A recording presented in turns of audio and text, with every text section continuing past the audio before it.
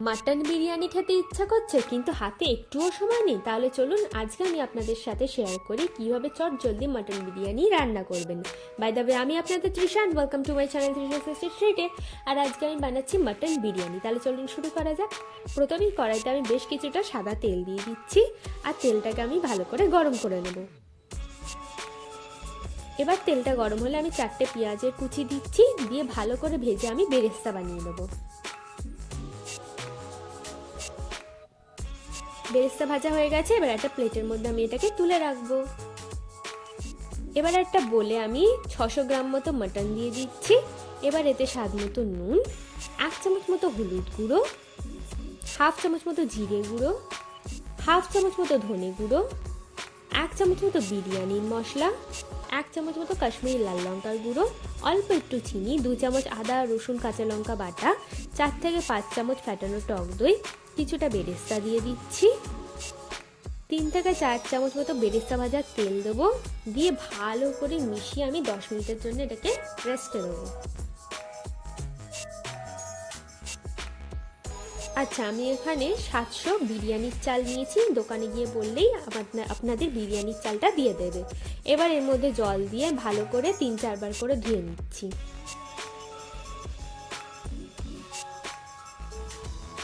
এবারে এই চালের মধ্যে আবার কিছুটা জল দিয়ে 10 মিনিটের জন্য এটাকে রেখে দেবো।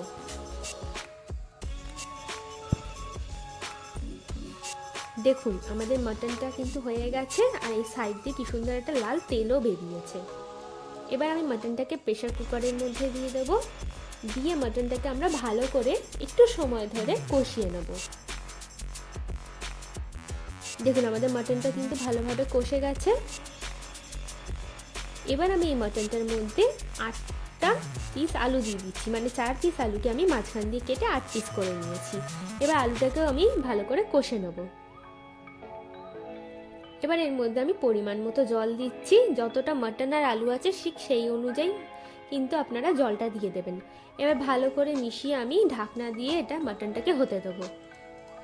ততক্ষণের জন্য চলুন একটা বাটির মধ্যে আমি 1/2 কাপ উষ্ণ গরম দুধ দেবো, আর এর মধ্যে বেশ কিছুটা কেশর দিয়ে আমি এটাকে ভিজিয়ে রেখে দেবো। দেখুন আমাদের মাটন কিন্তু একদম রেডি।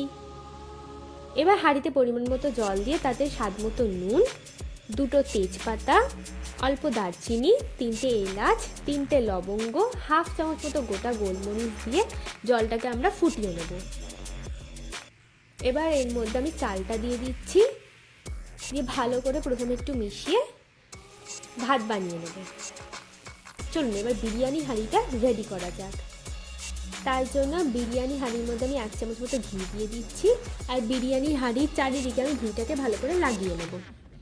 এবার এর মধ্যে প্রথমে না আলুগুলোকে সাজিয়ে দেবো।